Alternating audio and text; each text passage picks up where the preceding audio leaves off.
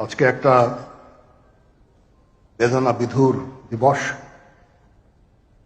2009 সালের 25শে ফেব্রুয়ারি আমরা এই 57 জন চৌকস সেনা অফিসার এবং শুধু তাই নয়, আমাদের কিছু কিছু পরিবারবর্গর সদস্যদের আমরা হারিয়েছি।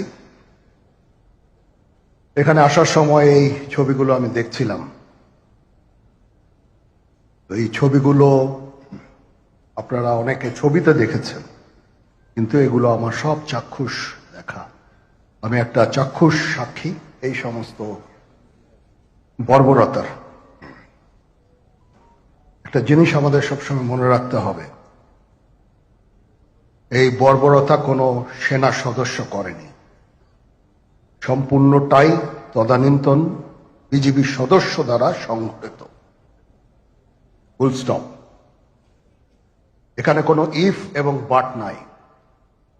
এখানে যদি ইফ এবং বাট আনেন, এই যে বিচারিক কার্যক্রম এতদিন ধরে হয়েছে, 16 বছর ধরে 17 বছর ধরে যারা জেলে আছে,